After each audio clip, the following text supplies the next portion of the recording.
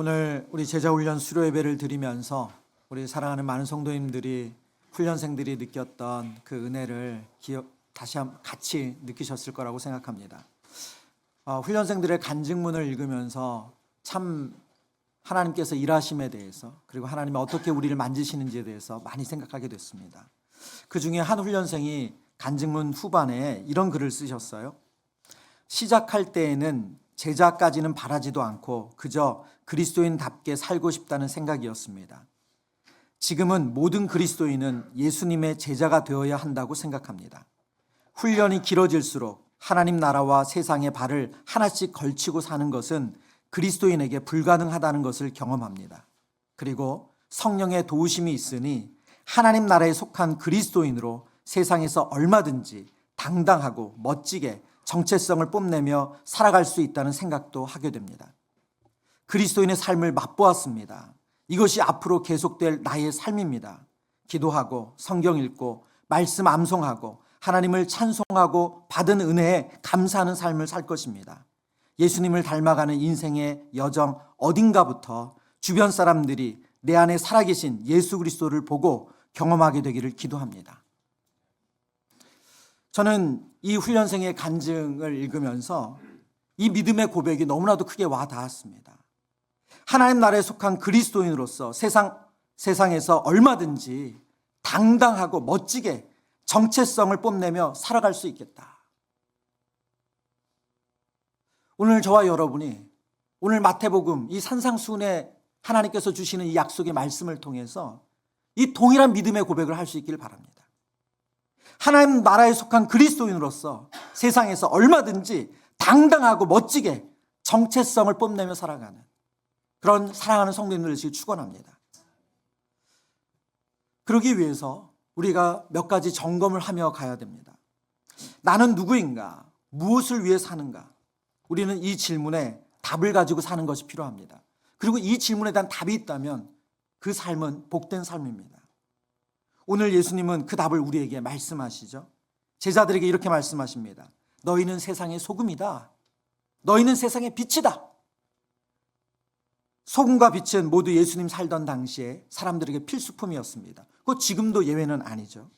가정에서 소금이 없다는 거 상상할 수가 없는 일입니다. 특별히 팔레스타인, 예수님 당시의 팔레스타인을 생각해 보면 지금처럼 물품을 냉장 보관할 수가 있지 않습니다. 그래서 식료품의 부패를 방지하기 위해서 소금이 절대적으로 필요합니다. 맛을 내기 위해서도 필요하고요. 그리고 당시 팔레스타인의 집 구조에는 아주 작은 창문이 하나 정도 있었다고 해요. 그러니까 그 창으로 빛이 들어오는 그 부분만 밝은 것이고 나머지 부분들은 대부분 어두운 거예요. 집안에서 등불을 사용하는 것이 일반적이고 등불이 없는 삶은 상상하기가 어렵습니다. 그러니까 소금과 빛은 그들의 삶에서 필수적이라는 거예요. 바로 예수님께서 그 필수적인 소금과 빛으로 제자의 삶을 설명하고 있어요. 성도의 삶을 설명하고 있습니다. 너희는 세상의 소금이다. 너희는 세상의 빛이다. 그럼 여러분 자연스럽게 이런 질문을 하게 되죠. 교회는 세상에서 필수적인가? 오늘 한국 사회에서 교회는 이렇게 예수님이 너희는 소금이다, 빛이다 말씀하시는 그런 필수적인 공동체로 인식되고 있는가? 3년 전 교회 개척을 준비하면서 장소를 찾기 위해서 이곳저곳을 다녔습니다. 우리 성도 수원의 성도님들이 수원에 넓게 펼쳐져 계시기 때문에 가급적이면 오시는 길이 그래도 좀 편했으면 좋겠다는 마음으로 중앙이라고 생각하는 수원 시청역에서부터 건물을 찾기 시작했어요. 그래서 수원 시청역 인근, 그리고 인계동, 그리고 거기서도 장소를 찾지 못해서 다시 메탄 권성역, 그리고 이제 망포역까지 왔습니다. 오늘 우리가 지금 여기 자리하고 있는 이 건물을 얻기까지 정말 많은 건물을 봤는데 다 거절당했어요. 더 넓은 장소, 정말 좋은 컨디션을 가진 장소들이 있었습니다. 그런데 번번이 상가에 교회가 들어오는 것을 반대하시더라고요. 부동산을 통해서 그분들과 소통하기 때문에 정확하게 왜 교회가 들어오는 것을 반대하는지 그 이유는 들을 길이 없었습니다. 근데 들려주시는 그냥 이야기로, 전해지는 이야기로는 이런 얘기들이었어요. 교회 들어오면 소금이 많이 발생한다. 그리고 주차장이 너무 복잡하다. 그리고 다른 상점들에게 크게 도움이 되지 않는다. 이런 말씀들을 하시더라고요. 현재 이 건물을 임대해 주신 임대인도 한 1년쯤 지났을 때 이제 한번 편하게 만나서 말씀을 나누는데 그런 얘기를 하시더라고요. 이 개척교회가 온다고 하는데 세는 낼 수 있나? 이제 그런 걱정을 하셨다는 거예요. 근데 요즘 그 걱정 안 하신다고 하시더라고요.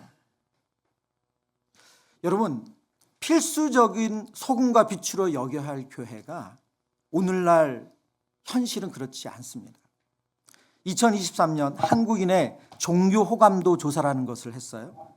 이 조사에서 어떤 내용을 물었냐면 개신교의 호감도를 물은 거예요. 개신교인을 포함해서 가톨릭교인, 불교인, 그런 타종교인들에게 다 물었습니다. 당연히 개신교인들은 훨씬 높게 나왔고요. 78%가 교회에 대해서 긍정적인 평가를 했고요. 가톨릭 교인은 28%가 개신교에 대해서 긍정적이다 평가를 했습니다. 불교인은 25%, 그리고 무종교인은 20%로 나왔습니다.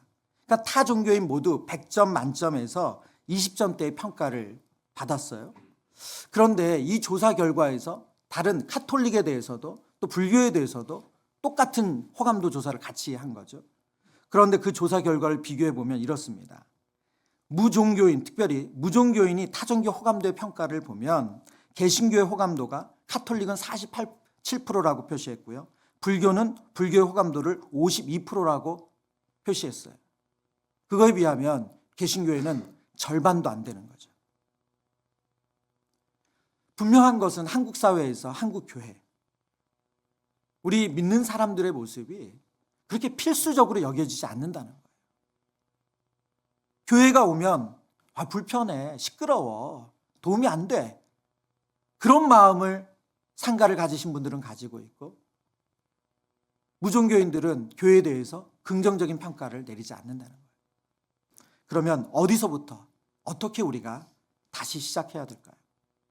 오늘 우리에게 주신 산상수훈의 이 말씀은 바로 그 답을 우리에게 주고 있습니다. 첫 번째, 소금과 빛으로 부름받은 우리 성도의 삶에 대해서 성경은 소금과 빛이란 정체성을 확고하게 해야 된다고 말씀합니다. 13절과 14절의 말씀 우리 한 번 더 같이 읽어보겠습니다. 같이 읽습니다. 너희는 세상의 소금이니 소금이 만일 그 맛을 잃으면 무엇으로 짜게 하리요. 후에는 아무 쓸데없어 다만 밖에 버려져 사람에게 밟힐 뿐이니라.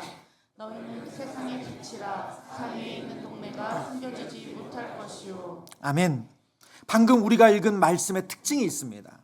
예수님께서 2인칭으로 너희는 이라고 말씀하세요. 그러면서 너희는 세상의 소금이다. 너희는 세상의 빛이다 라고 말씀하세요. 소금이 되라고 말씀하시도 않고 빛이 되라고 말씀하지도 않으셨어요. 빛이 되기 위해서 애써야 한다 그렇게 말씀하지 않으시고 정확하게, 아주 명확하게 너희는 세상의 소금이다. 너희는 세상의 빛이다 말씀하십니다. 예수님이 이 말씀을 예수님을 온전히 믿고 따르는 제자 공동체에게 하신 말씀이라고 말씀드렸습니다. 그럼 그들은 어떤 사람들입니까? 제자들이란 인생의 주인이 바뀐 사람들이죠. 정체성이 바뀐 사람들이에요. 고린도후서 5장 17절 말씀에 이렇게 말씀하고 있습니다. 그런즉 누구든지 그리스도 안에 있으면 새로운 피조물이라. 이전 것은 지나갔으니 보라 새 것이 되었도다. 성경 우리에게 아주 분명하게 말씀하세요. 이전 것은 지나갔고 새 것이 되었대요. 그리스도 안에서 새로운 피조물이라고 말씀합니다.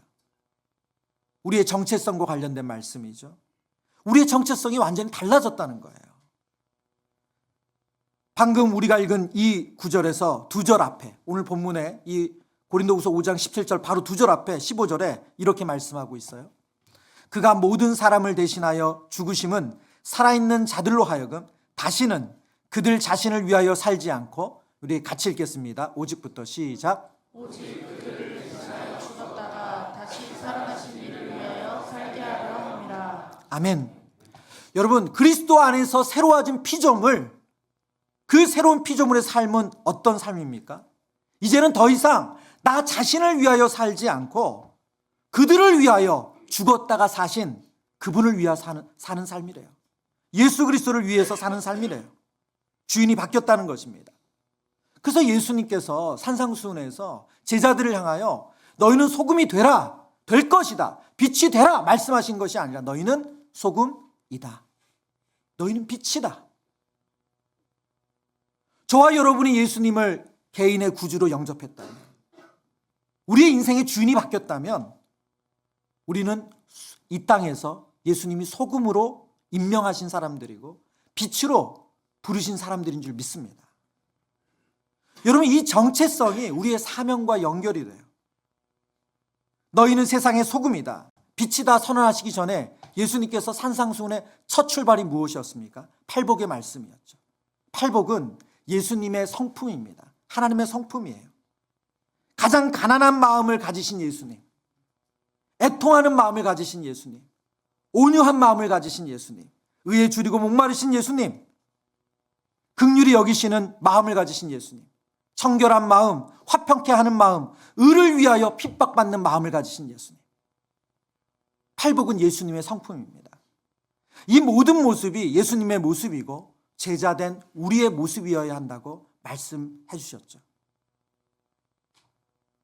지난주 이 말씀을 전하면서 이 말씀을 우리가 삶에서 살아가려면 우리 힘으로는 가능하지 않다고 말씀드렸어요. 우리 안에 계신 성령의 도우심이 없다면, 신적인 다스림이 없다면 우리는 긍휼히 여길 수 없고 온유하게 대할 수 없고 화평을 추구할 수 없습니다. 그러나 어떻게 이 일이 가능합니까? 인생의 주인이 예수님으로 바뀌면서 우리 안에 성령께서 그 일을 도우시기 때문에 가능한 줄 믿습니다. 여러분, 화낼 거 다 화내고 오해할 거 다 오해하고 미워할 거 다 미워하고 챙길 거 다 챙기면서 제자의 삶을 산다? 이럴 수 없다는 거예요. 오늘날 왜 종교를 갖지 않은 분들이 교회에 대해서 다른 종교에 비교했을 때 긍정적인 표현, 호감적인 표현을 그 절반의 수준에 미칠 수밖에 없었는가를 돌아본다고 할 때 우리 스스로에게 이 질문을 해야 돼요. 화낼 상황에 나는 다 화내고 사는가? 오해할 상황에 다 오해했고 미움의 대상이 생기면 다 미워하고 내가 이익을 챙길 것, 손해보지 않을 일 있으면 똑같이 손해보지 않으려고 하진 않았는가?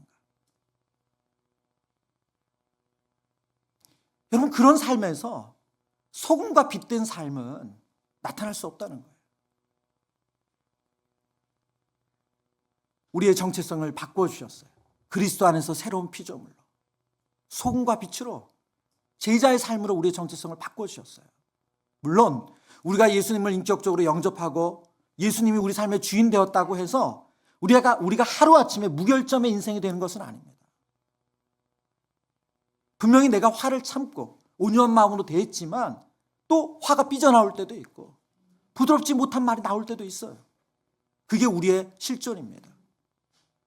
갈라디아서 5장 16절 17절 말씀에 이렇게 말씀하시죠. 내가 이르노니 너희는 성령을 따라 행하라. 그리하면 육체의 욕심을 이루지 아니하리라. 육체의 소욕은 성령을 거스르고 성령은 육체를 거스르나니 이 둘이 서로 대적함으로 너희가 원하는 것을 하지 못하게 하려 함이니라. 무슨 말입니까? 여러분, 우리 안에 예수님을 영접함으로 성령의 소욕, 성령의 다스림이 있어요. 그렇지만 여전히 옛 성품, 옛 자아가 살아있다는 거예요. 완전히 죽은 게 아니에요. 그래서 내가 하고 싶은 대로 안 되면 화가 나는 거예요. 누군가 나에게 역정이, 감정이 섞인 언어로 이야기하면 나도 감정이 섞인 언어로 이야기하고 싶어요. 왜 나만 손해봐야 돼? 그런 우리의 옛 자아가 우리 안에 있는 성령의 소욕과 끊임없이 싸운다는 거예요. 여러분, 이것은 무엇을 말합니까? 저와 여러분이 제자로서, 성도로서 우리의 삶에서 그런 갈등을 하고 있다. 그런 영적인 싸움을 하고 있다. 그것이 바로 제자됨의 정체성이라는 거예요. 하루아침에 우리가 천사처럼 바뀌는 것, 성경 그렇게 말씀하지 않습니다. 끊임없는 갈등이 있다는 거예요. 오늘 훈련생들이 간증문에서 아름다운 간증을 했어요. 분명히 이 간증하고 내일부터 후회할 거예요. 나 왜 이렇게 안 살지? 예. 왜요? 이게 우리의 모습이에요. 그러나 여러분, 성령의 소욕과 내 안에 있는 내 자아가 싸우는 이 갈등을 하는 것, 그게 우리의 정체성이라. 예수님이 이거 모르지 않으세요. 그러나 우리가 늘 이 상황 가운데 하나님 앞에 나아갈 때 하나님 제 힘으로 안 됩니다. 제 능력으로 안 됩니다.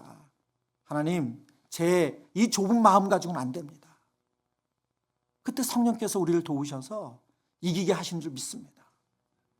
여러분 믿음의 역사, 기독교의 역사를 보면 그런 성도들이 저희와 똑같은 성정을 가진 성도들이 그 분명한 정체성을 가지고 믿음의 삶을 살았기 때문에 진리의 복음이 전해졌어요. 하나님은 저와 여러분을 통해서 동일한 일을 행하시는 줄 믿습니다.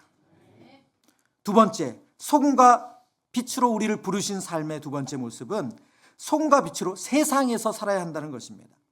앞서도 그런 말씀드렸지만 소금의 역할은 크게 두 가지로 예수님께서 그 당시 상황에서 사용하신 건데요. 식재료의 부패를 막는 것이고 그리고 맛을 내는 것, 풍미를 더하는 것이 소금의 역할입니다. 이것은 뭐 예나 지금이나 차이가 없죠. 세상의 부패를 막는 소금의 역할을 한번 생각해 볼까요? 인류의 기술 발전은 뭐 날로 그 속도가 발전하고 있습니다. 30년 전에 오늘 정말 꿈꿀 수 없었던 기술을 우리가 경험하고 있어요. 요즘은 뭐 증강 형실이라고 해가지고 운전하는데 그 화면에도 막 뭐가 보이는 그런 차들이 있더라고요. 그런 차를 타시는 분들 부럽습니다. 네. 그런 예전에는 상상도 할 수 없었죠. 왜요? 그런 기술이 있다는 것도 알 수 없었고 정말 미래 사회 얘기 같았어요. 그런데 이제는 그런 기술들을 우리가 실생활에서 접근하면서 살아가고 있어요. 돈만 있다면 우주 여행도 가능합니다. 그러면 인류의 삶은 더 나아졌습니까? 지금 오늘 저와 여러분이 발 딛고 사는 이 땅의 삶은 더 나아졌나요? 기술이 이렇게 발전했는데 우리가 왜 확신 있게 우리의 삶이 더 나아졌다고 말하지 못합니까? 기술의 발전 속도와 인격이 성숙해가는 것, 우리의 내적인 성숙이 거기 따라가지 못하기 때문에 세상의 기술은 날로 발전하는데 기술을 사용하는 인간의 인격은 같이 성숙하고 있지 않습니다. 오히려 서로의 이야기를 듣는 기술이 퇴화하는 것 같아요. 감정을 컨트롤하고 사회 속에서 내가 관계를 맺는 것에 미숙한 모습이 더 많이 드러납니다. 데이비드 브룩스라는 베스트셀러 작가가 있어요. 이분이 쓴 최근의 책 중에 사람을 안다는 것이라는 책이 있습니다. 그 책에서는 현대사회 도덕적 기술 부족이 사회 단절과 고립을 초래한다는 내용으로 그 책의 내용이 구성이 됩니다. 그러니까 기술은 발전했어요. 근데 사람들이 도덕적으로는 더 퇴화하고 있다는 거예요. 사람들과의 관계 맺는 데 있어서는 더 실력이 떨어지고 있대요. 그 내용을 아주 자세한 데이터를 가지고 이 내용을 쓰셨어요. 사람이 서로를 깊이 이해하고 공감하는 능력이 부족해지고 일상적인 상호작용에서 타인을 제대로 대하지 못하고 있대요. 그게 오늘날 현실이라는 거예요. 이런 행동이 누적되니까 사회적 붕괴를 초래하고 그리고 더 잔인해지는 일들이 우리 안에 일어난대요. 여러분, 우리의 가정을 한번 생각해 볼까요? 우리의 가정, 부부 간의 대화, 부모 자녀 간의 대화. 여러분 어떻게 더 성숙해지고 있으세요? 여러분 더 공감이 잘 되고 이해가 더 깊어지고 있습니까? 그렇다고 한다면 여러분 정말 훌륭하신 거예요. 통계적으로 보면 그렇지 못하다는 거예요. 이전 세대보다 더 소통을 잘하나 지금 세대가 꼭 그런 건 아니래요. 훈련생의 간증문 중에 한 훈련생이 훈련 받기 이전에 본인이 가졌던 생각을 이제 적으시는데요. 본인이 되게 냉소적이셨다는 거예요. 그러면서 그 냉소적이었던 마음을 딱 한 문장으로 표현했는데 너무 와닿았습니다. 타인은 짐이며 지옥이다. 타인은 짐이며 지옥이다. 관계의 어려움, 사회의 불신을 갖고 사는 오늘날 우리의 모습을 이 한 문장으로 너무 잘 표현하셨어요. 타인은 짐이며 지옥이다. 사람들 깊게 사귀어봐야 별로 좋은 일 없다. 그 마음을 가지고 있는 거죠. 여러분, 바로 이런 사회 속에서, 이런 현실 속에서 무엇이 작동되어야 됩니까? 예수님의 성품이 작동되어야 돼요. 소금과 빛으로 부름받은 우리를 통해서 예수님의 성품이 작동되어야 합니다. 우리의 가정에서 우리가 가난한 마음으로, 긍휼한 마음으로, 온유한 마음으로, 애통하는 심정으로 우리가 서로를 대해야 돼요. 우리 직장 생활 속에서 여러분, 분명히 직장은 이익을 추구하는 곳이 맞습니다. 맞아요. 이익이 중요해요. 승진이 중요합니다. 그러나 그 직장도 하나님 다스림 안에 있는 줄 믿습니다. 우리의 인간성이 말살되면서, 우리 인간의 품격을 떨어뜨리면서 우리가 직장 생활한다. 그리스도인으로서 우리가 그런 직장 생활한다. 그것은 하나님 원하지 않는 거, 않으신다는 거예요. 세상에 없는 가난한 마음, 애통하는 마음, 온유한 마음, 긍휼히 여기는 마음, 의에 줄이고 목마른 마음, 화평하게 하는 마음, 의를 위하여 핍박받는 이 마음이 우리의 가정, 직장, 우리의 공동체에서 적용되어져야 됩니다. 그럼 어떤 일이 일어날까요? 그럼 어떤 일이 일어납니까? 소금이 부패를 막고 빛이 어둠을 몰아내는 것처럼 여러분, 우리의 가정과 우리의 직장과 우리의 사회 가운데 하나님 그 일을 행하실 줄 믿습니다. 여러분, 우리가 한국 사회에 대해서 아파해야 돼요. 정말 아파해야 됩니다. 우리 아이들이 살아갈 미래를 생각하면서 우리가 아파해야 돼요. 근데 그 아파하는 거의 핵심은 우려와 염려와 걱정이 아니라 예수님 닮은 성품을 살아내는 데 있는 줄 믿습니다. 여러분, 그럴 때 직장인들 월요병 있으시다고 하시잖아요. 예, 월요병. 왜요? 회사 가려니까 마음이 부대끼는 거죠. 힘드신 거죠. 근데 여러분, 그 부분에 자유함을 누리고 감사함으로 나갈 수 있는 직장을 만드는데 이 자리에 계신 우리 성도님들이 일조하신다면, 직장 동료가 들어왔을 때 이제 오나라는 눈빛으로 쳐다보는 게 아니라 반갑게 인사해 주신다면, 피곤한 얼굴 보일 때 뭘 했길래 피곤해, 집에 잘 쉬고 오지, 이런 평가가 아니라 정말 따뜻한 커피 한 잔 타서 주는 그런 긍휼의 마음으로 대하신다면, 여러분, 예수님의 성품을 드러내는 우리의 삶, 세상 속에서 살아내는 것, 지금 예수님이 우리에게 그걸 요구하고 계세요. 빌립보서 2장 15절의 말씀입니다. 우리 표준 세번역 성경을 같이 읽어보겠습니다. 그래야 여러분은 흠이 없고 순결해져서 구부러지고 뒤틀린 세대 가운데서 하나님의 흠없는 자녀가 되어야 합니다. 그리하면 여러분은 이 세상에서 별과 같이 빛날 겁니다. 아멘. 여러분, 구부러지고 뒤틀린 세대 가운데서 우리가 사는 세상은 그래요. 좋은 것도 좋게 보려고 하지 않고 뒤틀리게 보려는 것이 우리의 세상입니다. 그런데 여기서 우리가 할 일이 뭡니까? 하나님의 흠없는 자녀로 예수님의 성품을 가지고 그들을 대하는 거예요. 그러면 하나님께서 우리를 별처럼 빛나게 하신대요. 그 빛이 어디로 인도합니까? 빛이신 예수님으로 인도합니다. 우리가 별처럼 빛나는 것은 거기에 목적이 있지 않습니다. 우리가 빛이 될 때 그 빛이 우리를 만나주신 예수님으로 인도한다는 거예요. 생명의 빛 되신 예수님으로 인도한 줄 믿습니다. 오늘 본문에 보면 본문은 계속 강조해서 세상 속에서의 소금이고 세상에서의 빛이라고 말씀하세요. 그래서 저와 여러분이 어떤 그런 걱정 없는 무결점의 세상, 그런 대로 우리가 도망갈 걸 꿈꾼다면 그 성경의 메시지가 아니라는 거예요. 저와 여러분을 마음을 끊임없이 복닥거리게 만들고 힘들게 만드는 그 공동체, 그 사회, 거기에 바로 우리가 있어야 됩니다. 소금으로, 빛으로. 하나님은 그 일에 우리를 부르신 줄 믿습니다. 세 번째, 소금과 빛으로 부름받은 우리의 삶.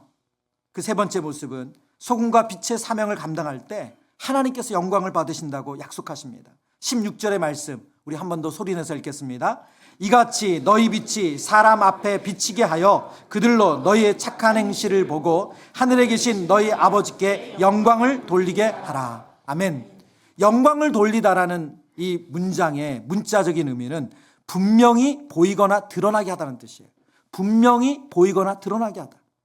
우리가 소금과 빛의 사명, 팔복의 예수님의 그 성품을 닮아서 누군가를 긍휼히 여기고 애통하는 마음을 갖고 그리고 화평케 하고 의에 줄이고 또 의에 목마를 때 그 모습으로 살아갈 때 바로 분명하게 하나님이 보이고 드러난다는 거예요.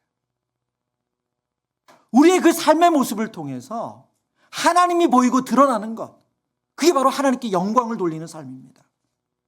너희의 착한 행실을 보고 소금과 빛된 우리의 삶을 통해서 하나님께서 드러나신대요. 알게 된대요.